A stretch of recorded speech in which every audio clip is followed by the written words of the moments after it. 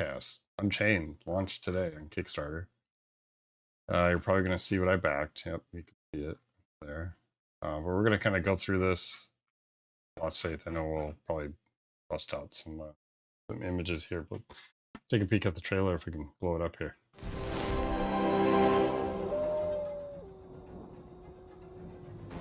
Every story has its heroes, its champions. But even amongst legends, there are those who have been cast aside. Shunned for simply revealing their true nature.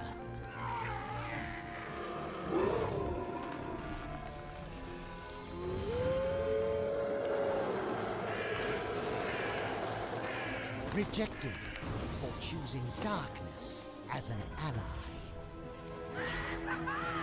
Feared for their undying spirit. Forsaken for the use of unconventional methods. From death comes life. Is it not time for them to join the fray?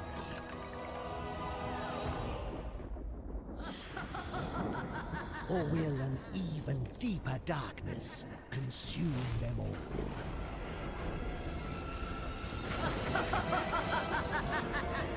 A hero hunter has been set loose, bringing a barrage of new fights and challenges. Perhaps the world is in need of outcasts to stand a chance against the coming wrath. Will the Mad King find you worthy? And there we go. Don't miss out. What are some things we can look at on there? Right, there's a few things. So our, let's see, the Necro board, the second leaflet is there. We'll pull that up. And then go from there. Turn this back on so it's not so quiet at my end. Okay. Let's get back in there. Take a peek if I can stop it in time. We'll start it from the beginning. The strong box, yeah, I'm super excited for it. So, 4 heroes, new box. We've never had a box like that before. I'm curious what the swirl dice will be for her. I think they picture it in the Kickstarter. I would imagine there's probably black swirls being in that.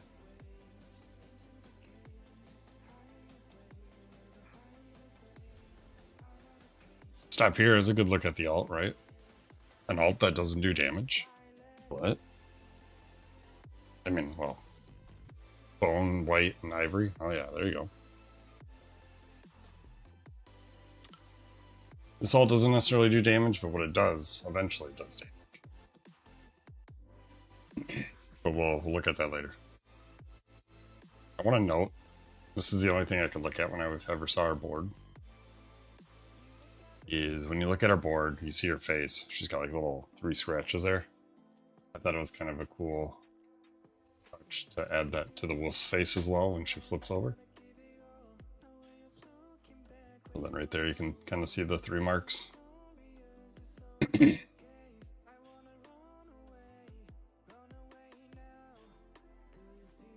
We'll talk about moon shards. We know a little bit about them already.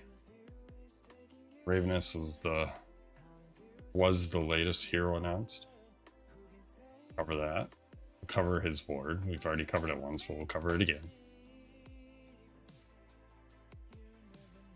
Oop. Slow down here.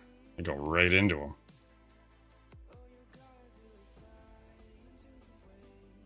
Okay, what do we know here? We got a new dial for the Necromancer. He likes his corpse, right? He's a Necromancer, that's what he does. But we see this unearth card. And what we'll see later is how that functions. It's a new mechanic to the game. Specifically for him, but it's new. No one else does anything like that. Here we go. This is where you can kind of spot it. This is about as good as I think anybody has gotten. And I think there are some people that have, I think Cool Nick might have a brief description of what it does. I can barely read it.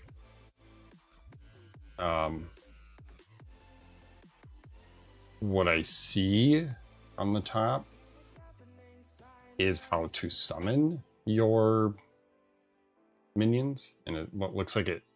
Oh, Amy has it. That at? Hold on, you're gonna see black for a little bit. I'll just go into the Necro channel.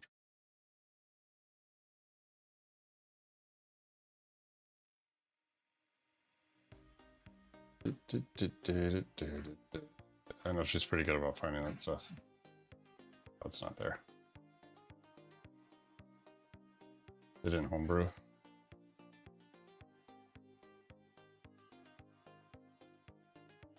Outcast predictions. Okay, if she hasn't posted it, that's fine. I mean, it's whatever, right? None of this is final, so. So what do we know? We assume that it's during main phase, and I'm guessing this is when you spend your undead. Yeah, it'll change. And then, so summoning is done during main phase based on how many corpses you have. And then this is talking about activating it, which is done once per turn. And it looks like, oh, trying to catch it a little bit more there. Once per turn at the conclusion of your roll phase, roll 1 for each undead that was probably activated. For every 4 or 5, what we're seeing there, remove 1 undead from your choosing. So if you don't roll a full 4 or 5 for the one you activated, they stay alive.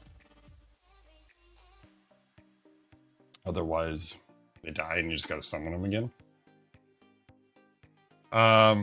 So they talk about the minions here, all companions. That means they can't be removed or whatever other than by a card of the Necro or this dice roll. Stack limit 311. The first one is the Skeletal Warrior. It's a companion. Summon cost is 2 corpses. The only thing it does is Bone Spear, so you can activate it once per turn. So you can activate up to 3, right? You could do an attack mod plus 3. They are worse bots, like the seeds, like the seeds. They're worse bots. They do less damage, but they, but there's no requirement to use them other than just to have them on your board. Add 1 damage, so it's 1 damage per. So if you had 3, you could attack mod 3. Skeleton Mage has a couple unique things here.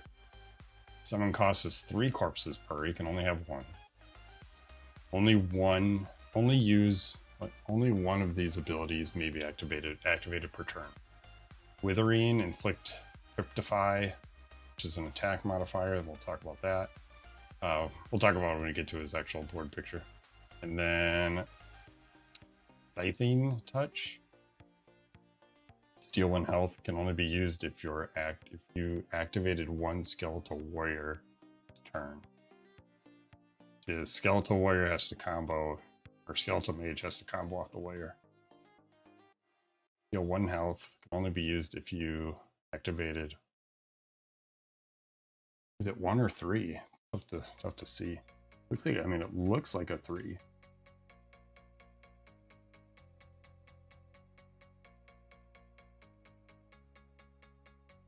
Tough to see.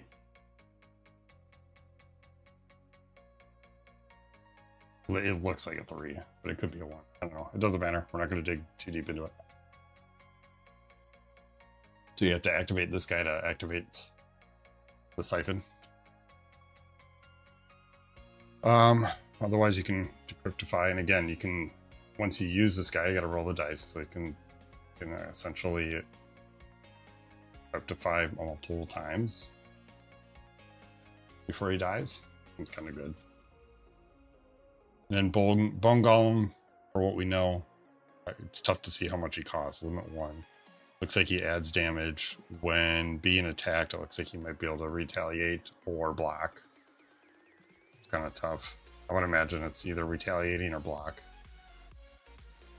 But it does say when being attacked. So it's a little bit, but we'll look at the, that's the only time you ever see that leaflet.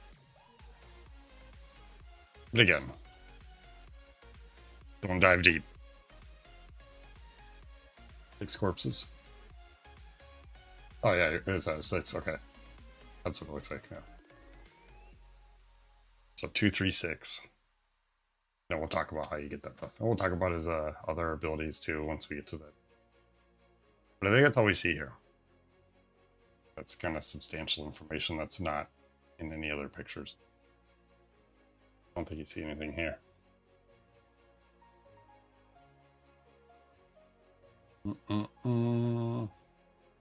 Yeah, nothing here. Your hero setup, we'll talk about that, but it wants you to put the card on the mini alt, I believe. At start. But I don't know if that means you gain. I don't think you gain the corpses at the start. It just starts on that ability. Nothing here. I think this all kind of gets covered in the previous pictures that we've seen. I think this is the only picture we see of her too. I don't think she gets a zoomed in thumbnail like the other heroes did. I could be wrong. It'd just be my phone doesn't want to pull it up.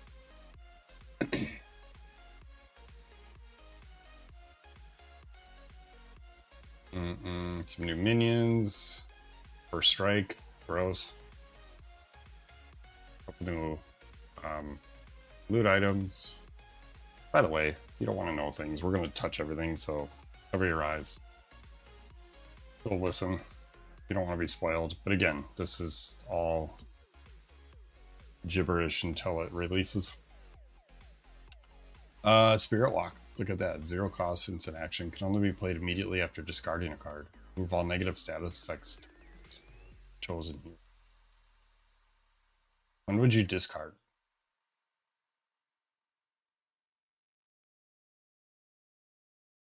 Why am I drawing a blank? Did we ever discard? Unless a card or a ability makes you do so. But again, it's I guess it's DTA, who knows? Eldritch Pain Ritual. 2 CP action. A chosen player prevents half incoming damage rounded up. Then a chosen opponent loses health equal to the amount of damage prevented. Cool. Prevent half, deal half. Eldritch Ouch, yeah. And then Spectral Cloak. Whenever you put an ability upgrade card or an equipment card, including the ghost equipment card, to play, gain a CP. Or like a tile. Yeah, yep. That makes sense. Eldritch Ouch. I like that. There we go. Ghost equipment's new. We don't know what that is yet. It does have its own unique symbol. This is 0 CP equipment. Makes me wonder if it doesn't stick around very long.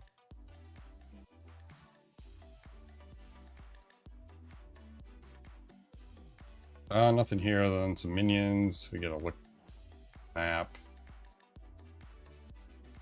Ooh, let's go back. Let's see if we can snag those boss setups there. I think it's pretty standard. You know, how many players, health, how many CP, starting CP, King's Hand tokens, starting tokens, blah, blah, blah, blah. Max tokens used per turn. It says 1. Successful roll value. Okay, so the standard DTA rules apply here. Nothing here other than our abilities, so we'll come back to this, because I think, again, this is the only time we ever see her board. I don't think there's any images out there that I'm aware of. And then a picture of the new box. So we know this lid gets removed. Or it says so in the campaign. I'm curious if they'll do anything on the inside of it, because right now in this, according to this, it's just a black back. Nothing fancy. Yet, that we know of. Okay, let's get out of that. Into the campaign. It'll be shown in the manor bonus stuff probably. Yeah, there's a lot of stuff that we are like speculating we're never gonna see, but we got to give it a month to understand really what we are and are not getting.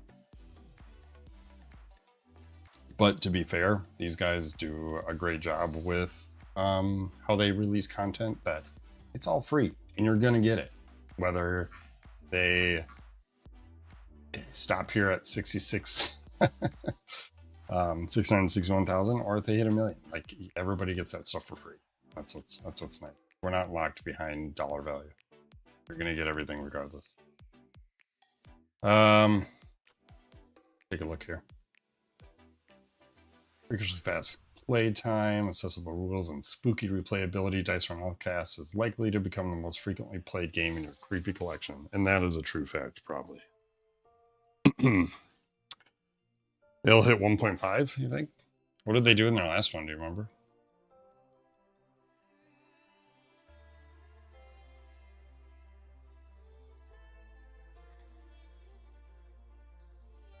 $4,000%. What a number. Does it say in here? I don't know if it does. Oh, right here. 4.2, almost 4.3. And that's with Marvel's name on it, so who knows? I mean, if we look at let's look at, oh, that was missions. Sorry, let's look at True Marvel. 2 mil, 2.1.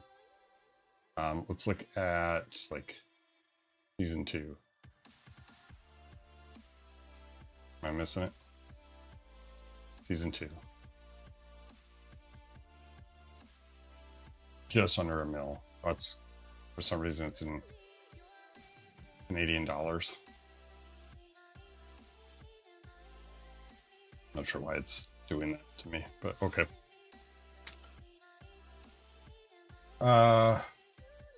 Just for like nostalgia's sake, like let's look at season 1.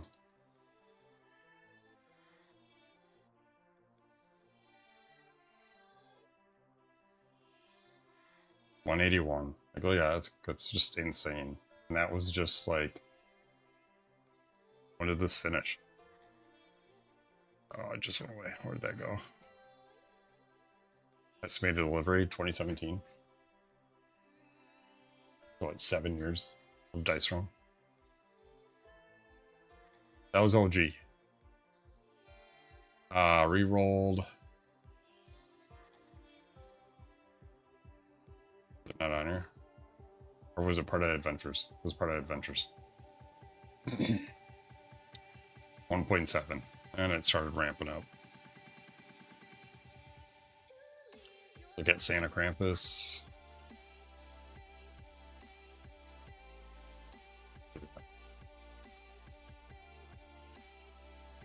I think you're right.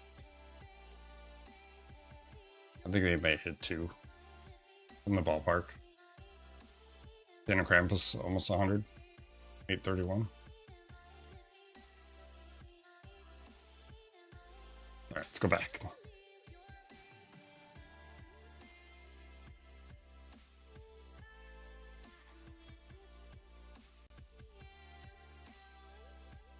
So this will probably hit what, 11,000, maybe more. At that point, what's 500k among friends? Yeah. Go grab a beer, celebrate. 4 new heroes, set up in 30 seconds, easy to learn, difficult to master, thematic gameplay. GTA Unchained is an expansion that adds a new boss, new minions, new loot card, new game modes to Dice Run Adventures. So yeah, she doesn't have a picture here. The only thing that kind of stood out for me is this 2 double-sided leaflets. So she's got one. I don't know what the other leaflet would be. We know that it has the word vault on it in the video. It has something to do with the loot that you gained from before.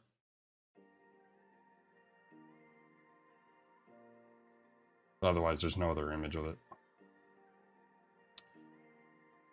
40 boss cards, 1 scenario card. 3 witch keys. We don't know what those do yet, other than looks like they cost money to unlock or use. I'm kind of leaning toward the impression it's her instant one-shot loot stuff, I bet. Okay. That these keys probably help unlock more content. Like, I don't think we're going to get access to all this new loot right away, and I think the keys might play a part in that. We see loot cards here. It looks like these might be her. Yeah, those are her cards there.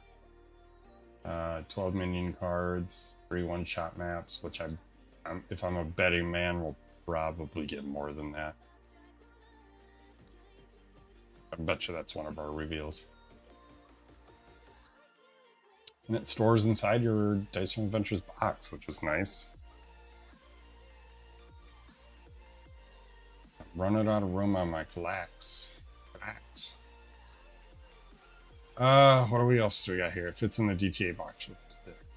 So that's kind of nice. Yeah, those trays are definitely, there's definitely room to grow there and everything.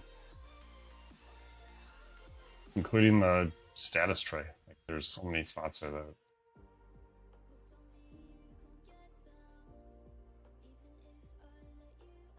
My glass is not white, if you haven't already noticed. What do we got? Gain loot cards right away and use them. We get a new loot table. You can see it there a little bit.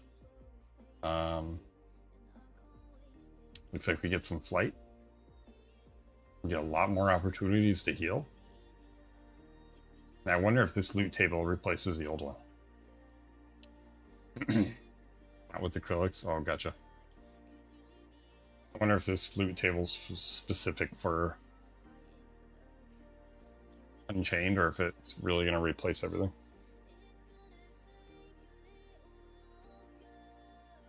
New boss. Yeah. Yep. What else we got here? 100% compatible. Now we get into the boards. Should we just go in order? Or go by release? Let's just go in order. Lexi level 3. How easy is this to zoom in on? There we go. Can I do any more? Oh yeah. I screwed up. Let's put my other website. It's fine. Alright, what do we know? Got a status card over here. A little leaflet. Pink. Moon Shard, we kinda assume we already know what their stuff is because we've seen this stuff in videos before. Yeah. Start with Moon Shard. Anything else? Yeah. Unique status effect, meaning you can't do anything about it other than she gets to play around with it. Stack limit 3, as we can see, 1, 2, 3. These tokens have effects documented on both sides of the hero board. These tokens may not be removed or transferred by any means other than abilities and cards on her board. Bleed is standard bleed. Prey is the new one. Negative status effect, stack limit 2. Add 1 or 2 damage when attacking. When a player afflicted with this token is attacked by an opponent, the attacker rolls 1. On 1, remove this token. On 2 through 5, the attacker increases their damage by 1. On 6, the attacker increases their damage by 2. You get the potential of 4 attack modifier. Right? There's 2 of them. You could roll 2 twice. Seems pretty good.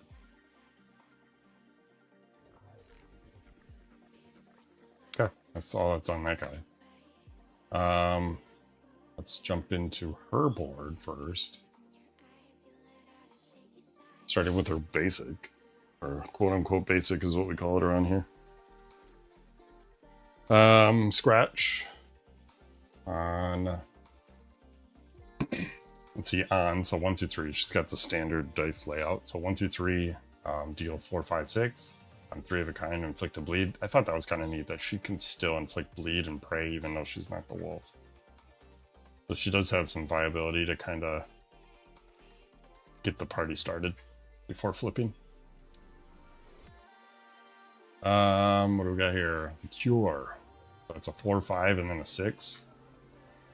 Gain 1, draw 1, heal 3, gain a Moon Shard. Okay, nothing special there other than you can start getting your wolf going. She's got a passive. She's a pre-upgraded because flip. Gotcha. I see what you're saying. She comes somewhat strong because she's not going to upgrade if she has to flip. Twilight passive during her upkeep phase. If you have 3 moon shards, flip your board. So kind of similar to Cursed Pirate, where if X situation has happened, flip your board. The hunt, it's 1, 2, 3, and then 6, 6. Inflict prey, 1 prey, then deal 5 damage. So let's inflict prey, deal 5. Then I'm going to roll a dice. I'm going to roll a 6, so it's potential 7 damage. 9 if you roll it again. But you want to stay flipped? Do you though? I guess I haven't dug into it that far. I was always under the impression that this cure ability kind of makes it play out like she doesn't want to turn. So she drinks the cure thinking it's healing her, but she's also going to turn into a wolf. So I had this mentality of like, she doesn't want to flip, but at the same time, like, you want to because you do more damage. Over here. Inflicted. Pretty standard, right? Loki can stop her from running that. That's kind of strong. Spellbound that. That's pretty good. Gain Moon Shard, deal 6. Gain Moon Shard, deal 8. So this potentially here could do 12 damage. Pretty good. And gain 2 Moon Shards. Her mini ult, gain 2 Moon Shards, inflict 2 prey, and then deal 5 undefendable damage. And then you can roll your praise, doing up to 9 undefendable damage. Seeing like in this picture, right? She's embracing the change. But I think that's like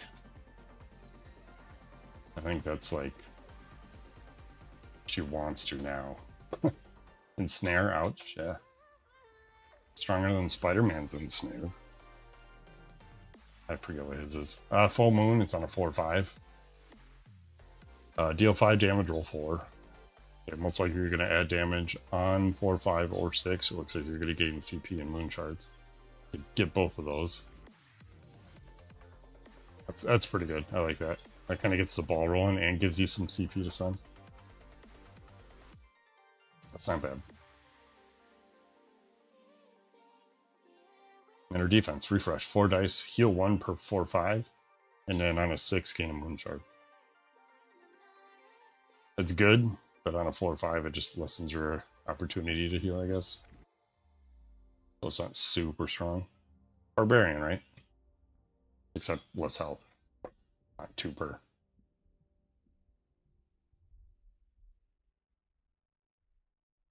Okay. Ultimate, we know what it does. It just essentially says flip your board and then activate the wolf's ultimate. We'll talk about that when we get there. He heals instead. Yeah. All right. Basic. So you can kind of, what's cool about these, her board is like the imagery in it, right? Which is cool here. Then her moon shards are connected, but the necklace is off. Or it's her necklace, but it's cracked in the way that the moon shards are. And then shred. So it goes 4, 5, 6 up here to 4, 5, 6 down here, but now it's undefendable. 3, 4, 5, 3 of a kind. So it's the same thing. It just turns undefendable. Is that the first undefendable basic we've seen? I think. It's kind of neat. Rip and Tear. It's the same dice count. Yep. 4, 5, and a 6. Deal 8 undefendable damage. 12 if you got prey on. Seems good. Barb upgraded on 4 of right. Maybe. I guess I don't remember. Hunter goes from the hunt to the hunter. Rip and Tear goes from the cure. Okay. Kind of a little tie-ins here. On a 1, 2, 3, and then a 6, 6, you inflict 2 prey and deal 6. So it's 1 more damage for hunter, but you're inflicting another prey. Passive, at the conclusion of your turn, remove a moon shard. So you get 3 turns, right? You have 3 moon shards. You have the opportunity to have 3 full turns as the wolf. Then if you do not have any moon shards, you flip back over. Whoop. Let's go up here. Sunder goes from conflicted to sunder. Inflict bleed, so that's the first bleed we see on the side, right? Other than basic. Yep. Where does she do bleed? It was basic. I think it's the same thing. Just her basic. Okay. So he gets it on his large. Instead of gaining shards, they turn into they turn into bleeds. On a small, inflict bleed, 8+1 damage per moon shard. So if you roll that right away, you're going to do 8, 9, 10, 11, plus 2 praise. That's 15 damage. Inflict bleed here. 8+2. That's 14. That's 18 damage, potentially, on a large straight. Praise out, and you just rolled it as you flipped. That's good. That's more than some alts. But it's defendable, right? Can't make it too strong. We go from Ensnare to Jaws of the Wolf. On mini alt, you roll 4 dice. On a 6, you gain a moon shard. Otherwise, that's it. You just get 6s. That's all you want from there. Then deal 5+2 undefendable damage per shard. So if you just flipped and you rolled that, you don't want to roll it on your first turn, right? Because you haven't removed a shard yet, so you're not gaining a shard here if you did it on your first. You'd want to do it after your second, or after your first. 5+2 undefendable damage per moon shard. So 6 + 5 is 11. Prey adds 4. 15 damage potentially there. Jump down to Full Moon Blitz. Goes from Full Moon to Full Moon Blitz. Kind of the same image, she's got her hands up behind the moon, and then kind of the same idea here. Heal 1 per moon shard, so that'd be good to get right away. And then 4+1 undefendable damage per moon shard. 7 + 4. So 11 damage potentially there. That's a really good ability. I think it feels good, right?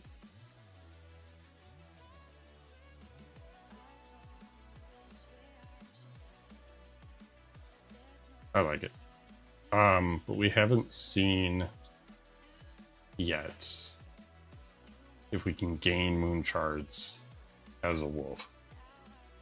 Backlash goes from refresh to backlash. 4 dice, deal 1 damage per 1, 2, 3. On a 4/5, you inflict a bleed. On a 6, you deal 2. But not blocking any damage at all, just full on offense as the wolf. And then the alt, so we talked about her alt, lets you flip right away, and then it activates this ability. So Unleash the Beast, there's the gain of moon shard. Click Prey, and 2 bleeds, and then is that 15? Looks like 15, could be 13. What's it say? What's a 3 look like here? Is there a 3 here anywhere? I don't know. It's hard to say. Mini alt does on 6. Just gain a moon shard. Oh, I see what you're saying. Yeah, okay. So you can gain it there and in alt. 13? Okay, so 13 + 2 praise. So 17 damage, potentially.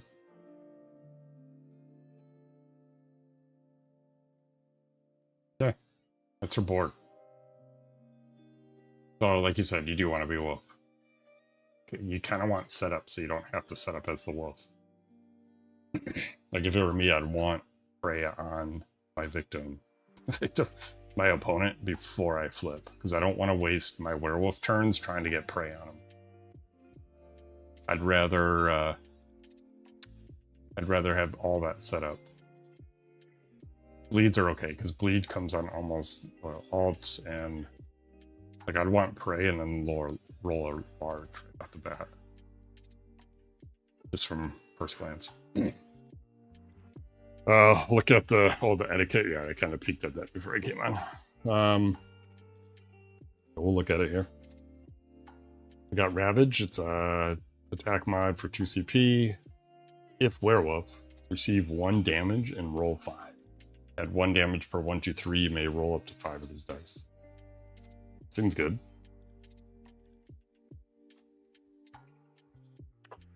Etiquette. Play only after being attacked. It doesn't matter what. It looks like it doesn't matter what form you're in. What does that say?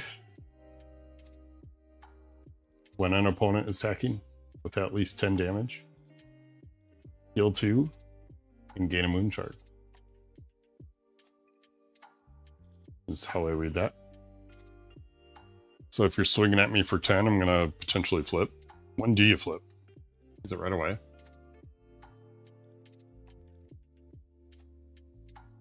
During your upkeep. So, yeah, I mean, I guess you could really kind of plan your flipping there. We don't read that. We don't see this card other than it probably deals with a moon shard. What's this? Pale Lady opponent, you may... So those big swingers next turn, wreck time? Yeah. Lady opponent, you 1 CP, your hero board. Flip. Is there a flip there? I don't know, she's etiquette here with her mug, and then you come over here and the thing's cracked and tossed in the air. Makes me wonder if you can flip here. If Pale Lady, something opponent, you may... I don't know what that word would be.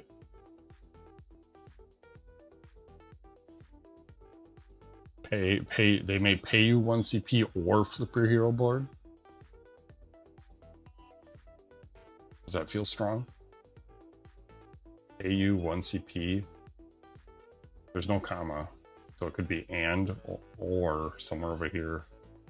Flip your hero board. I'm sold on flipping. I think that's what it does. You got to be Pale Lady. You'd flip to your wolf. Neat. And then another attack mod here. Does that say elegant? Yeah, I think it's elegant. You go from etiquette to elegant. No, it's not. It's a U or something. It's not a G. Cool. It's Lant. Brilliant. Words that end in L-A-N-T. Ready? Words that end in L-A-N-T. Implant. Galliant. Oh, it could be Galliant.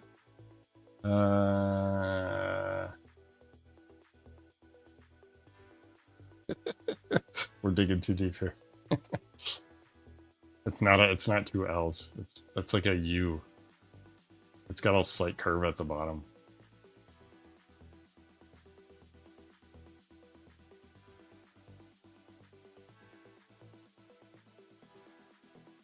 No idea. That's what I'm guessing it does. Your Pale Lady, something about your opponent may, I don't know, pay. That's got to be pay you 1 CP. Or flip. Anyways, ambush. Oh, that's kind of neat. So, Pale Lady, remove a moon shard and roll 1 die. I would imagine on a 1, 2, 3, on a 4, 5, on a 6. So 3, 4 damage on a 6, you would do 4 damage and gain a moon shard. That potentially allows you to flip, but it wouldn't be till next turn. You have to be Pale Lady. You're going to want to play that. When would you want to play that? Would you want to play that when you just gained 1 after your ability? Because if you go up here, yeah, she gains it on her large, or in her straight. So what if she gained 1 and then you played that to spend the 1 you just gained and then get it back?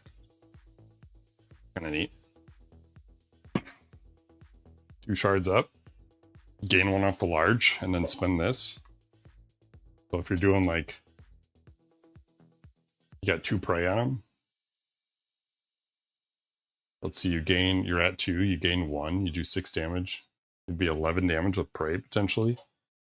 Spend the 1 you just earned. So you go down the 2, roll 1, Add another 4 damage. Well, 15 damage and then gain that shard back. A risk it mod? Yeah. I mean, if it pays off, that's huge, because then you're flipping. And then you're going to just go back in and do some more damage as a wolf. It's kind of neat. I like that. I think she's the one that when I first saw her released, was like the one I would play a lot of.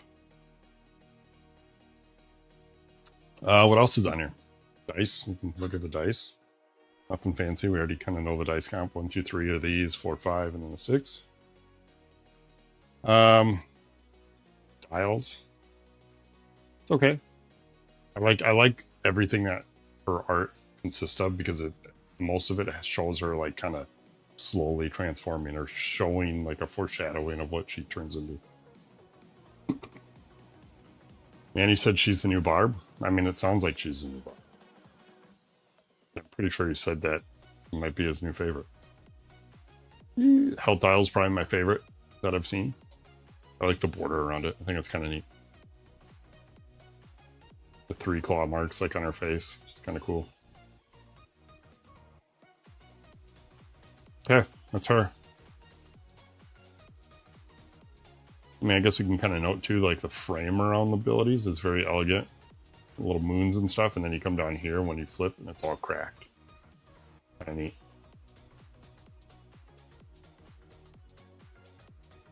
Yeah, we're assuming no ability upgrades, since we don't want to clear our board every time we want to flip. Okay. I think we're done there. I think we covered everything. Move on. Who's next? Raveness.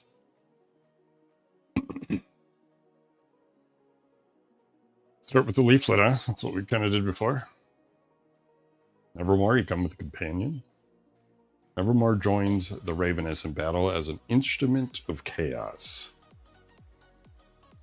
Excuse me, my daughter's moving. You know how it is, guys. You've been in my stream before.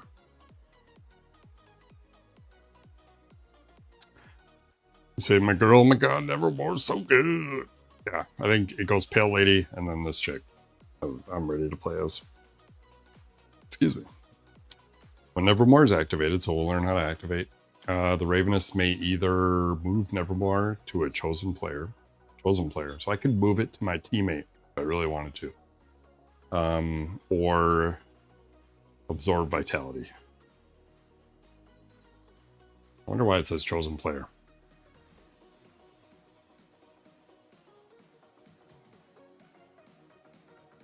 At least from what I know, there's no positive reason to give it to your opponent or your partner. Nevermore may only absorb vitality while on an opponent. Okay, so you can't absorb from your friendlies. When this occurs, that opponent receives 1 undefendable damage as an isolated source of undefendable damage. So every time you absorb, you do 1 damage. Then increase Nevermore's dial by 1. You can dump Nevermore into the partner. Oh, okay, probably. Then increase Nevermore's dial. Okay, so when this occurs at a point, okay, Nevermore may only, so you could absorb, so you have to call it out. So when activated, you say, I'm going to absorb vitality. You take 1 health from your opponent and they take a damage. So it's lifesteal for the Nevermore. If an opponent has Nevermore, they must roll 1 die during their upkeep. This is called the Nevermore die roll.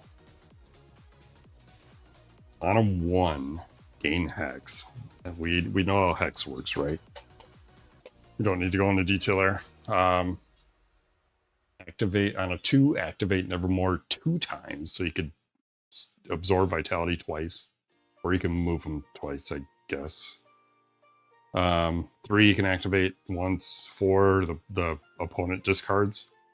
5, lose 1 CP. Rip Shadow Thief, yeah. Yeah, good luck. No shadows for you, bro. On a 6, reduce Nevermore's dial to 0, then return Nevermore to Raveness. Whenever Nevermore returns Raveness, see that's why it doesn't make sense. Whenever Nevermore returns to the Raveness, heal the amount of Nevermore's dial, then reduce the dial to 0. So I don't know why you'd want to put it on your partner.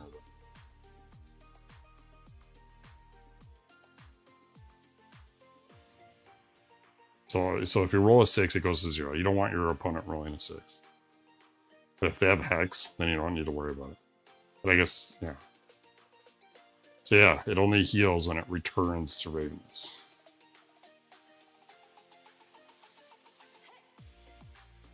Move Nevermore to a chosen player. Maybe it's just to help, like, word bosses, because, like, DTA bosses are considered players. I don't know.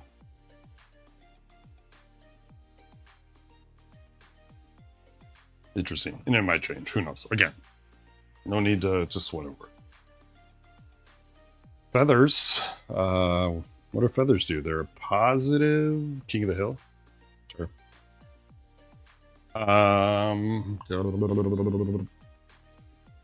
Player with these tokens may spend them at any time to activate a variety of effects. So it's a positive status effect, stack limit of 4. 1 feather. Force the Nevermore die roll to be rerolled. Okay, I could see that happening. 2 tokens, increase or decrease the value of the Nevermore die by 1. So you could potentially, let's say they roll a 6, you would play that to decrease it by 1. They roll, your opponent rolls, so they don't want to roll a 2 or 3, right? That's what we get out of this, because then they're absorbing vitality often. Dang. But if you're not worried about it, then you could force a Hex. So good. This gives me like Scarlet Witch vibes. Or 3 tokens activate. Interesting. I don't know how often you'd want to do that. Like, I'd rather just, because you can stack them at a 4. I mean, it's a guaranteed activate, but if like they roll a 3, would I potentially would just want them to then, I would spend 2 to push them down to a 2. Making them activate, I can activate twice then, versus spending 3 to activate once. So again, we don't know the cards, we don't know the abilities yet. And then Hex, we know how Hex works. Same Hex we knew before. Standard dice count, 3, 1, 2, 3, 4, 5, and then 6. Go into our abilities here. We got Peck. She's a Hex Beast from Grim Fairy Tales with a pretty face and Maleficent's Raven.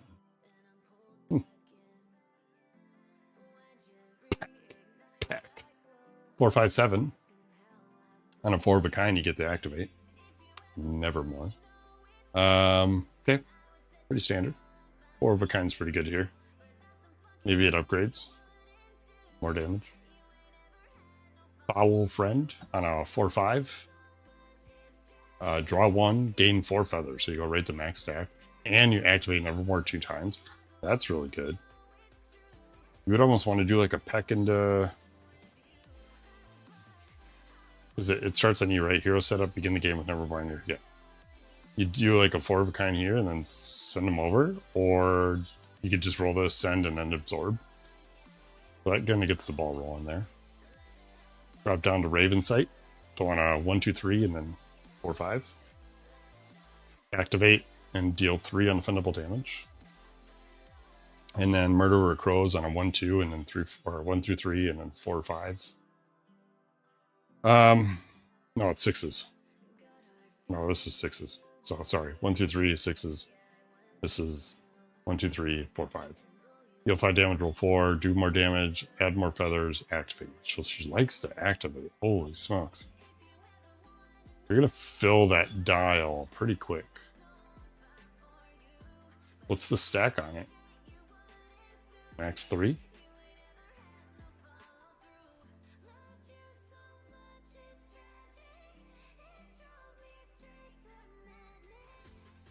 Interesting. Yeah, 3. Okay.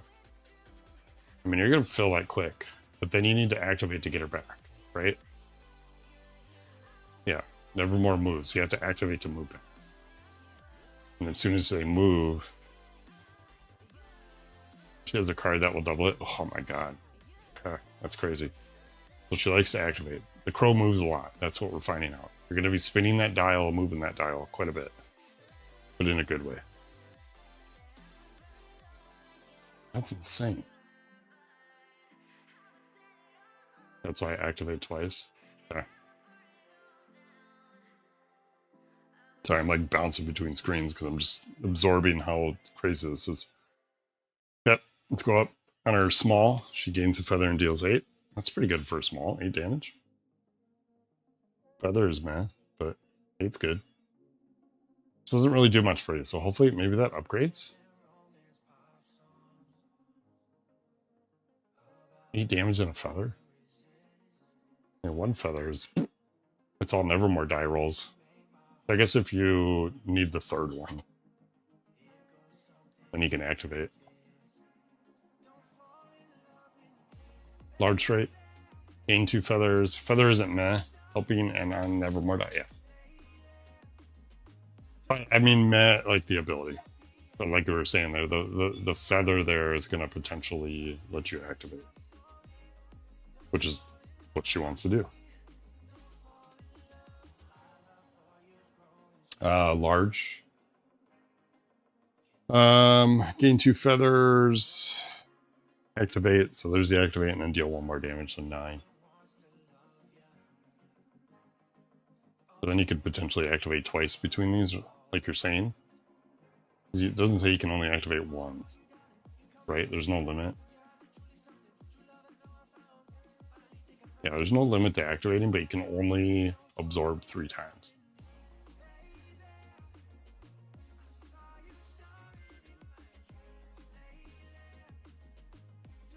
Okay.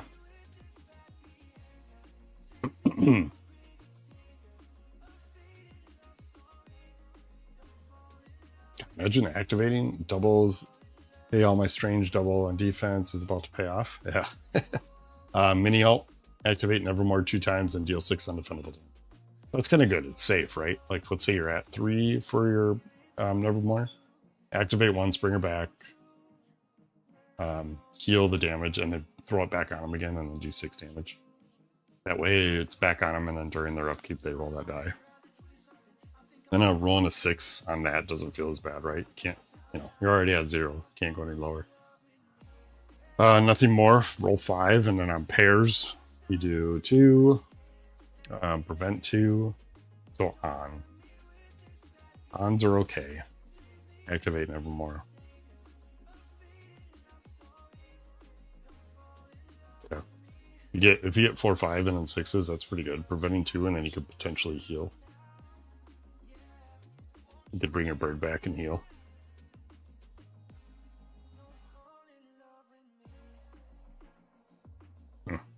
Okay. Ultimate. Fantastic Terrors. Activate Nevermore 3 times. What would you do here? Let's say your crow's at 0. You don't want it. No, you don't want it at 0. You want it at 3. Right?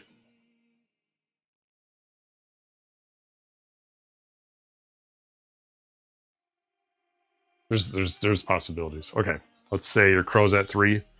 It's on the player. Activate 3 times. Bring it back. Heal. Bring it back to the opponent, and then that's 2, right? I'll bring it to you as 1. You heal off it. Bring it back, and then ping it for a Zorb. Yeah, there you go. Yep. If it's full, or if it's not full, send it. Absorb twice.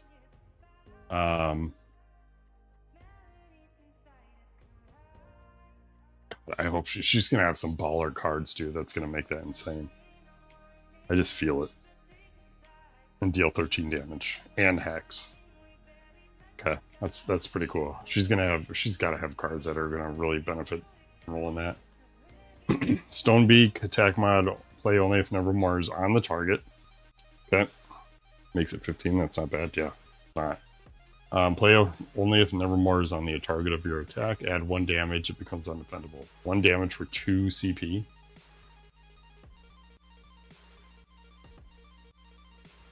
Oh, this attack becomes undefendable. I suppose only her mini and her this one down here is undefendable. That's pretty good. I like that for 2 CP. We don't know the cost. Broken Stillness is, I'm guessing, what that word is, and it activates Nevermore, so you could activate up to 4 times here. So you could You could fly back, heal. That's one activation. Second activation, you fly back, absorb, and then you could absorb again. That's 16 now, right, for your damage? We don't know what this is. This attack here is something with Nevermore, the player that blah, blah, blah. I'm guessing it's depending on where Nevermore is, they're either going to heal or take 2 damage. So now your alt just went to 18. And then this here, roll 5 for every feather. For every 4/5, gain a feather. Or on. No, it's got to be at times. And then activate. Then fly back and absorb the second time. Yeah. It's crazy. You know what's funny is I'm sure all the beta testers are doing exactly what we're talking about. That's insane. Like, she's gonna be fun. I think in a 2v2 match, I would want her on my team. I think that's crazy. I think you don't play without her.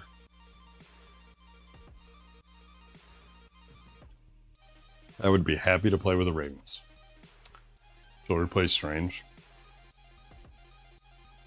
Yeah, she's good. Okay, we covered the dice. Let's take a look at like her dials. Pretty dial. I like the purple in that. I'm a big fan of purple. You know, and same with Headless Horseman, the board.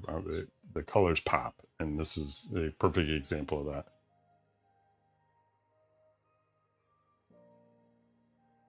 I like it. I like it. I like it.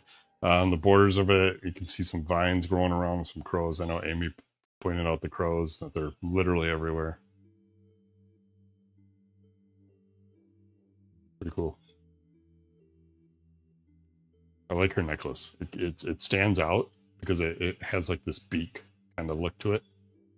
Like kind of like a bird's head.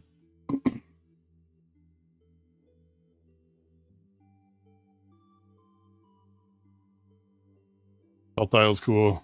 There's the bird, Nevermore dial.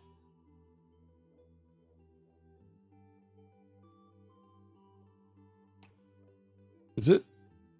I don't know. Maybe it's just me. But is it weird to have a health dial that only has 3 numbers on it? I wonder if they'll change that. Maybe it'll be like one of our chateaus. I just feel like all that work for a dial that does 3 numbers. But I guess you're tossing it too, but I think it has 15. Can you go higher than that? Oh, I guess you can go higher. You just can't do more than 3 absorbs. Okay. I guess we don't know that. If that's the case, then that makes that really good. Because then like activating multiple times. So let's say it is 7, right? For this example, let's say it's 7. You bring it back, you absorb 3. You know, it goes to 4. You activate again. Oh, you can't heal more than, no, you can only absorb 3 times. So you'd heal for the full 7, right? Is that how that works? Heal the amount of Nevermore's dial. Yeah. So you would heal the full 7. And then you would send it back. Okay, that makes sense. Then yes. So the stack limit's not 3. It's just you can't absorb more than 3 times in one activation. Right? Is that how that's read? Nevermore may only absorb while on an opponent. When this occurs, that opponent receives 1 damage as an isolated source of undefendable damage. Then increase Nevermore's dial by 1, max 3. So yeah, you can only absorb. So you can activate 20 times, but you can only absorb 3 times. Is how I read that. Oh, doesn't make sense. I think the orange card was 6. It showed 6.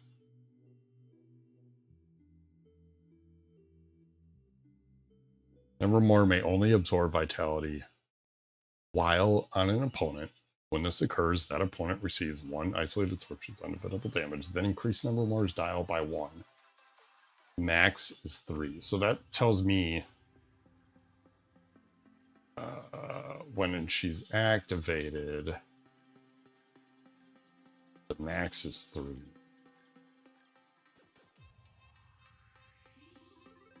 But it doesn't say like per turn or per round or per whatever. But I guess it's just keeping it from, if you choose to activate 4 times, you can only absorb 3 of those activations. I don't know. Okay, I'm diving too deep.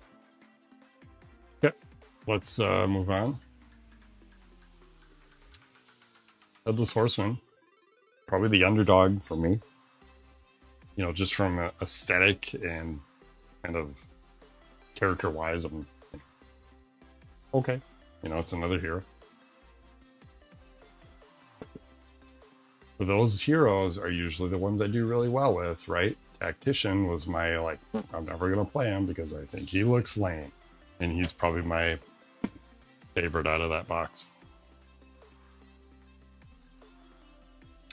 Let's take a look at the Haunted Head and zoom in here.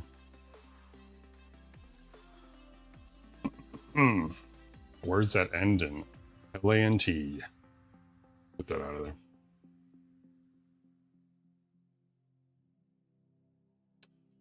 What do we got? It's a companion, so you can't do anything about it, right? Can't remove it, can't put by it, can't put status. Nothing there.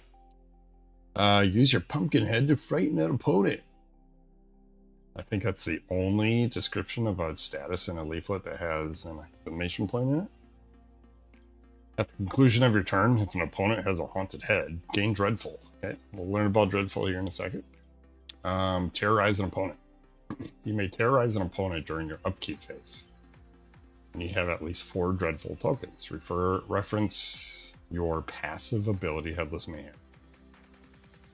When an opponent is terrorized, so during my upkeep, if I choose to terrorize you, I have to remove 4 Dreadful tokens, which is not stack limit, as we can see there. Move the Haunted Head to your hero board, if it's not already there. You can terrorize whenever you want, whether the head's there or not. If it's not already there, you can still move it to you. So you gain it regardless. You have to end with it when you're terrorizing. Deal 3 as an isolated source to a chosen opponent. It could be anybody. So removing tokens. The head, you know, we can imagine that the head move here, oops, doesn't matter, right? Because we could just spend Dreadful tokens to do 3 damage of isolated source and gain 1 CP, right? You have to remove the tokens. That's the only stipulation here. So then you could do 3 damage as isolated source and then gain a CP and gain group. That's how I read that. So the head doesn't matter. It just gives you the opportunity to move it if you want to. You just can't move it off you. It has to come to you. Let's do hero setup real quick. Begin the game with the Haunted Head on your board. You're not the first player to begin the game. Let's learn about Dreadful, because that's a big one here. Positive status effect.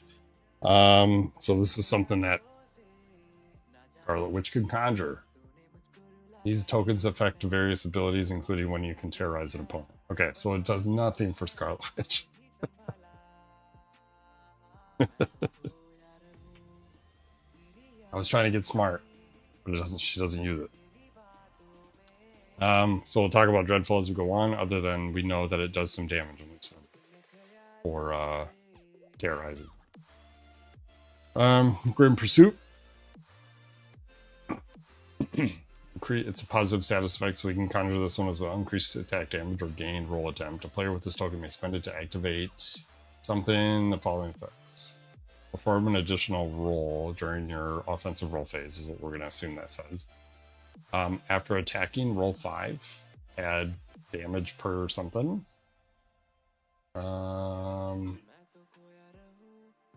You spend it. player with this token may spend it. So as far as what we know, you just spend one. After attacking, roll 5. Each effect may only be activated. Each effect, so you can do both. Each effect, no, never mind. Each effect may only be activated. It's probably per turn. So this one I'm curious. After attacking, roll 5. So you spend 1 and you get attack mod. That seems good. Seems like a kind of like a blood power in a way. A little bit stronger because you could potentially roll a 5 of whatever it is you need. Same dice count, 3, 2, 1. Going to the abilities, cleave, 4, 5, 7. 4 of a kind, gain dreadful. So we want 4 dreadful is what we're going for. So that seems okay. But if you're at 3, by all means. Because then you could terrorize on your next turn.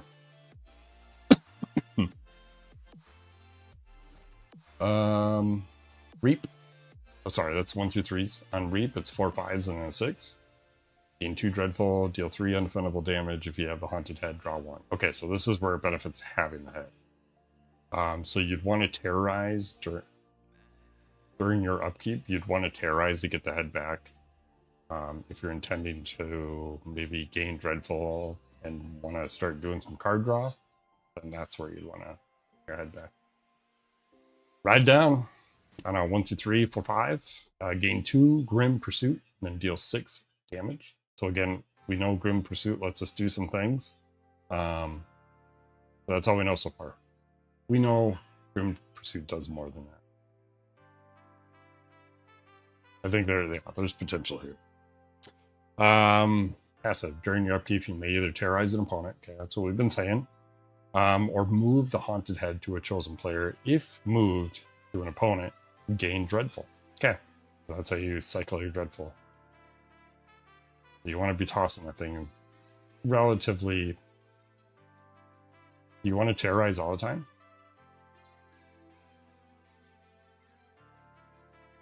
As soon as you have 4. No, we're going to find out. Yeah, you don't always want to.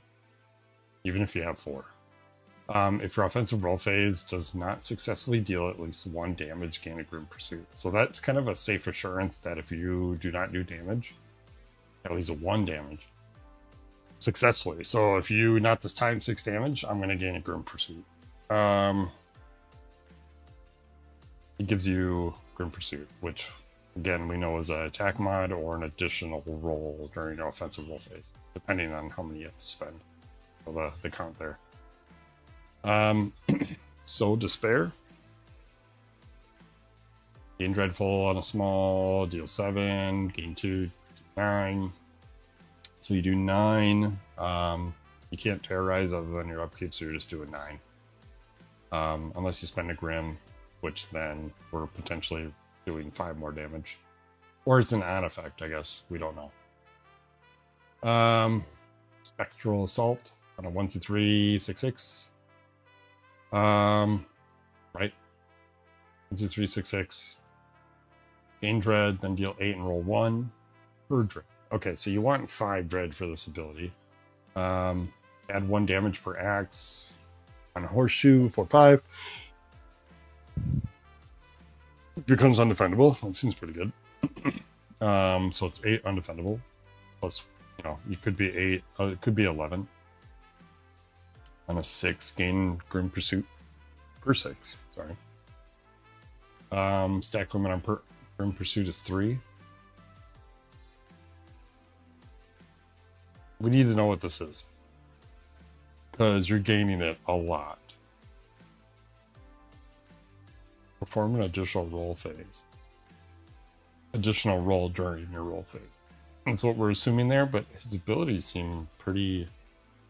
I mean, they need 6s, right? 6, 6. Potential 6 here, mini 6. Guess. It feels like Santa vibes. What else we got here? Mini alt Horrify. Choose one.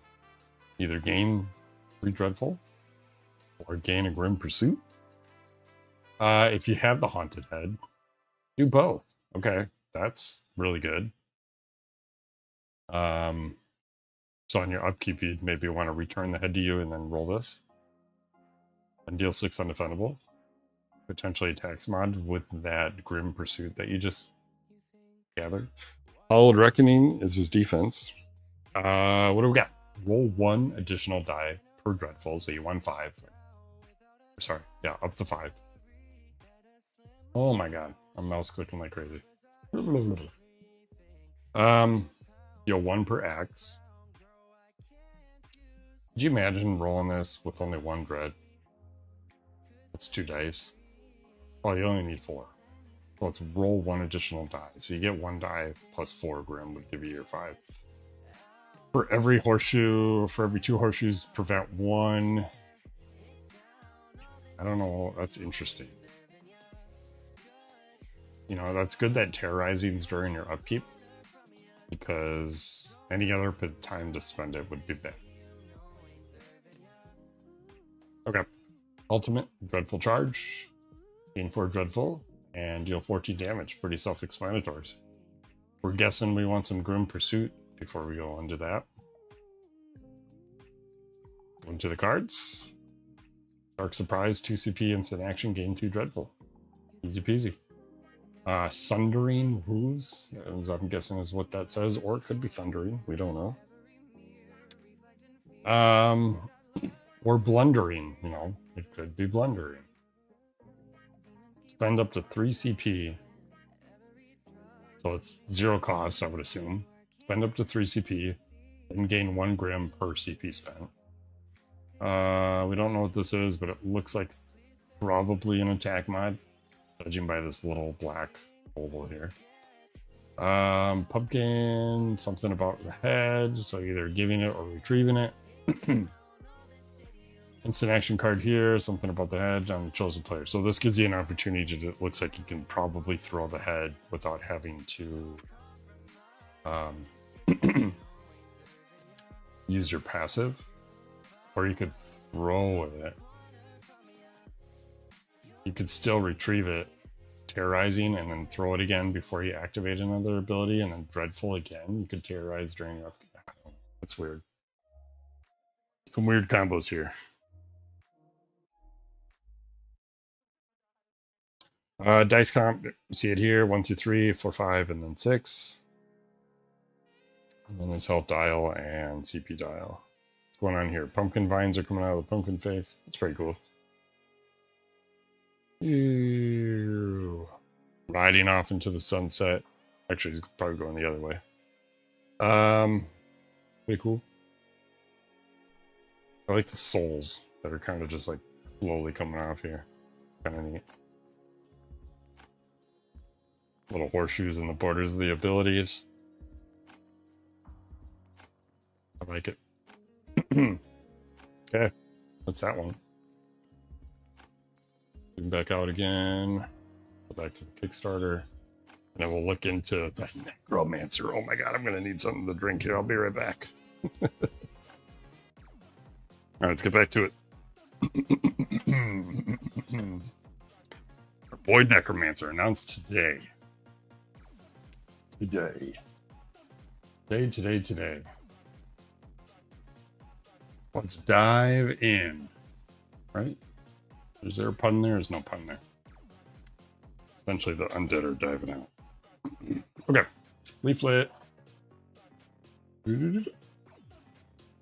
Corpse dial. That's all it is. Just a dial. Corpse are a unique resource that may be spent for a variety of effects during your main phase. So during your main phase, you can spend 2 corpse to summon a skeletal warrior. 3 corpse, summon a skeletal mage. 6 corpse. Okay, there's our answer. You called it before, chat. There it is again. And then 10. Max is 15. So 10, gain a resurrect. And you can do all these. But it has to be done during your main phase. If you had stack limit, you could do 3 skeletal warriors, I think is what the stack limit was. Skeletal mage 1, bump the column 1. Or you could resurrect for 10 and then do 2 skeletal warriors, like any combination. You just can't do a resurrect and a blood. Okay. Oh, this has text on it. I didn't see that before. We're assuming it just talks about how it works. Unearth. Card patch, that's the card. During the upkeep phase. Oh, it's the same lingo, it looks like. During the upkeep phase, you must remove your Unearth card to cover a different offensive ability on your hero board. Removing this card, gain a number of corpse noted on the upper right corner. While this ability is covered, it cannot be activated. Okay? So you're spellbounding yourself. You can see little currencies 2222, 232. So this is the only one that we know of so far. That this is one more than everything else. There's nothing on your defense. You can't block your defense, and you can't block your alt. Okay, but it looks like your ability is still gaining for you, so you're going to be generating a lot of it. Not a lot, just often. Okay. Okay.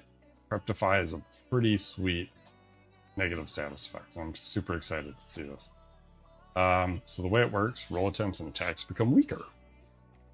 During your next offensive roll phase, a player afflicted with this token, so let's say me, may only re-roll a maximum of 2 dice at a time during all roll attempts beyond the first. So additionally, reduce any attack by 1, so it's a built-in wither. At the conclusion of the roll phase, remove it. So you roll your 5 dice. Okay, let's say you get nothing.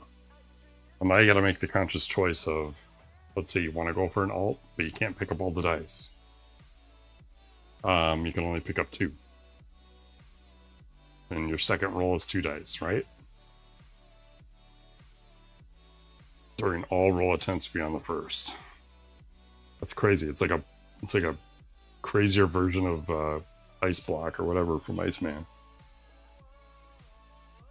But you can still re-roll all the dice. You can just only do 2 at a time. So you roll 5, you get nothing. Let's say you get 11166, right? Well, now you got to make the choice. You can only roll 2 dice. You roll 2 dice and hope you get more 6s. Like, so it really kind of limits, or kind of makes you think about really what you're going to roll for. Because your odds of rolling dice now are decreased even more because you're not rolling as many dice. Or the odds of rolling an ability. It's kind of neat. Resurrect, unique status effect. Instead of being defeated, become a lifeless husk of your former self. The next time a player or team with this token, it would have their health reduced to 0. Instead, remove this token to set their health dial to 5. That player or team can no longer gain or spend what we would assume is CP. Additionally, if that player or team has any cards, they must discard them all. Cards can no longer be dealt for the remainder of the game. This token may not remove. Okay, so really you come back and you remove your CP dial or remove your deck and you're just rolling straight on ability. So that doesn't stop you from activating whatever is going to be on the board, right? Most your card drawing and stuff. Or gaining CP. But we'll find out here. Let's look. Sheer. 3, 4, 5. Pretty simple. Probably block that most often, right? At least that's how most mentalities are, is you don't want to roll your basic. Reanimate. We're assuming that's the 4/5. You gain 2 corpse if you unearth it. Gain a CP roll, or gain 1 per 4/5. You may immediately spend corpse. Any undead summon this way costs 1 less corpse. Interesting. Well, it's a setup ability. So let's just say you're at your stack limit of 15. Everything costs 1 less. Any undead summoned. So your corpse, your gain resurrect still stays at 10. But all these would be 5, 2, and 1. Dang, that's crazy. Like, that's super setup. I like that. I wonder if they'll change the text on this tombstone. That was the first thing I noticed when I saw his board. If they'll put something funny in there. Let's go down. Corpse explosion, you cover it, you get 2 corpse. Or what is it called again? Sorry. Yeah, corpse. Deal 4 damage and spend up to 3 corpse to roll 1 die for each corpse spent, so you can roll up to 3. Add damage, and on a 6 makes it undefendable. So if you got everything out, like this is a good way to continue spending your corpse. A 4, you do up to 10 damage here. 8 undefendable. But then you're still not adding your minions yet. Companions, whatever they're called. Your warriors and your mages, all that stuff. Harvest gives you 2 if you unearth it. Yeah. Whoa, jeez.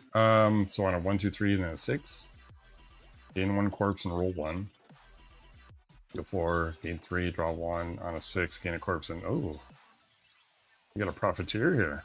Okay. Profiteer makes a little return. Let's jump up here to Blight. On a small, gain 1, deal 5. Unearthing it gives you 2. On a large, gain 2, inflict, decryptify. So it's the first time we see it. Use it. Deal 7. Feels low, but that's because you have minions. I'm looking forward to Necro. Yeah. I think it's going to be fun. These seem low, but then your skeletal mages and stuff are each adding 1, that kind of stuff. So there's potential there, for sure. Mini alt. Choose 1.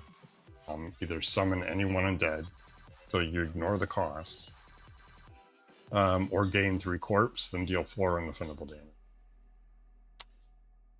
That would feel bad if you're just gaining 3 corpse. You would really want to just make sure you're constantly summoning with that, would be my guess.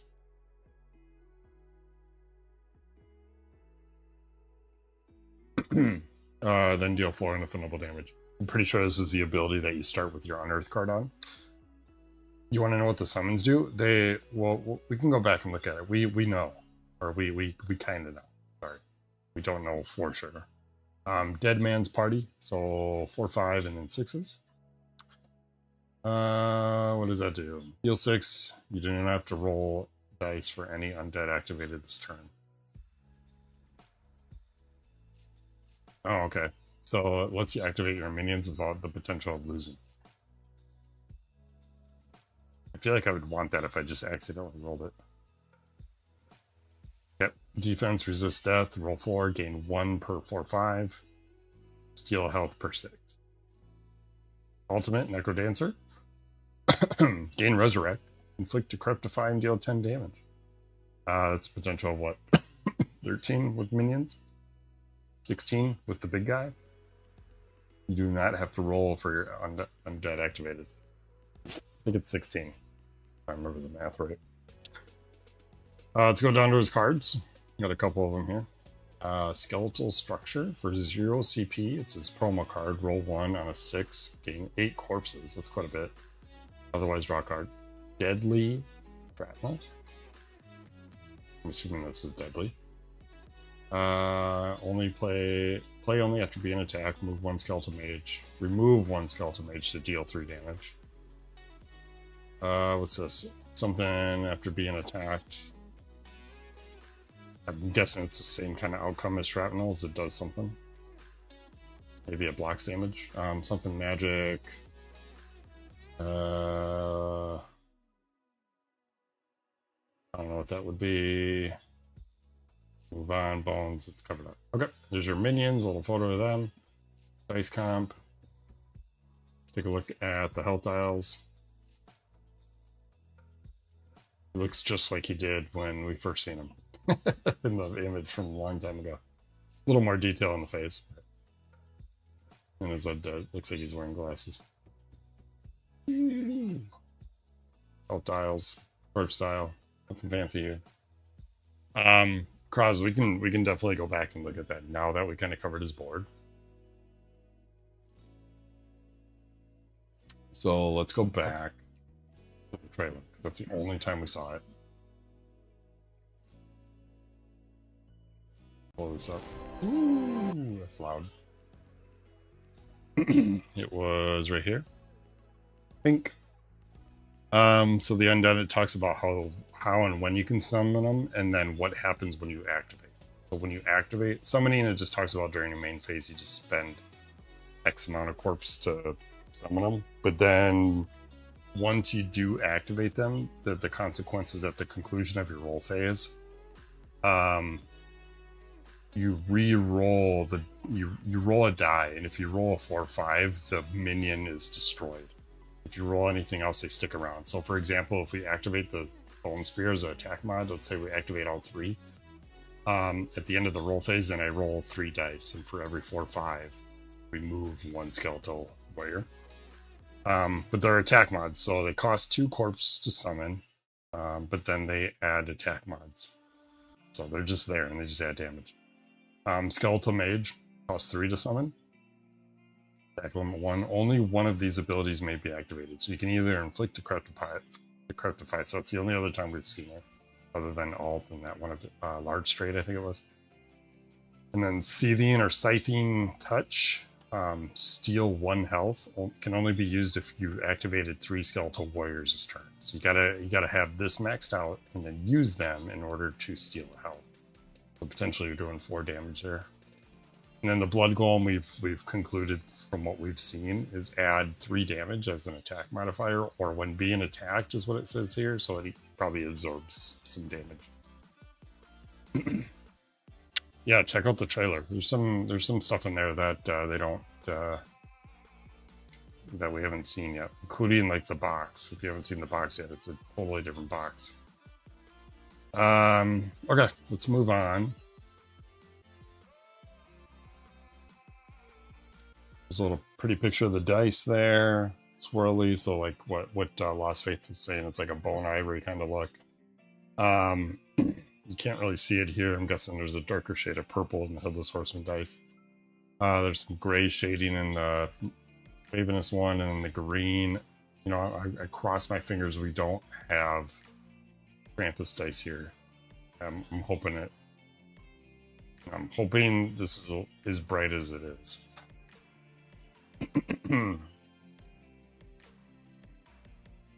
Pledge levels. Don't worry about that. You guys can dig into that. Each their own, because everybody else. Talk a little bit about the box here. So this was my question: is it has a detachable lid, holds flat, but not in use. So I was kind of curious if they're going to utilize the inside of it at all. The only thing I could think of, you wouldn't put art on it if you're going to fold it up anyways. But I could see them unfolding and making, like, logistically, if you brought a board game to an event, you would want something to play on, right? So I would think, I think Final Girl did a perfect example of the box being the board that you play on. So I just kind of assumed that you could take this lid off, and then it would have your discard pile and your draw pile and where your hero could lay and that kind of thing, like where your CP dial could be. I don't know. Or it could be nothing. It's just a lid. But it points to the strong magnetic lid attachment here, so I'd assume this one has one, and then there's one here. So I have a strong inkling one of our reveals will have something to do with that. Storage area for the rule book, that's new. Usually you just kind of put it in the middle if it's popular storage systems. I assumed right away that because there's 4 here that this might be the mentality that they go with going forward with heroes, that they just do 4 hero boxes with the strong box, or they just do the 1, we don't know, or they do 2 and then they go back to the big box, we don't know. Add-on bundles, they talk about acrylics, sleeves, mats, and then here's our Chateau of Shadows. Our next reveal isn't until Thursday, right? Thursday? Yeah, Thursday. So it looks like tomorrow we get an update for some more loot, but we're wondering if we're probably going to see the lid option there. We might see more Unchained maps. What we're thinking. But yeah, how to play, blah, blah, blah, the usual stuff they throw in there. So yeah, that's it. We've hit it. We've hit it.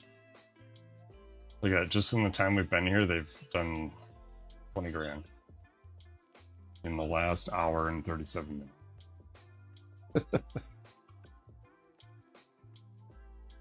So they did a 4-player box, maybe since they are starting tournaments and you just bring your own characters in that. Sure. I mean, we don't know. I know in conversation that they thought about not. I remember hearing that they just didn't want. Sorry, not didn't want. They were deciding if they wanted to continue doing giant 8 hero boxes or just breaking it down into 4s or 2s or whatever. So they stuck to it, and that's what they did. They just broke it down in the 4. Probably easier to maintain, easier to just overall just manufacture and balance. And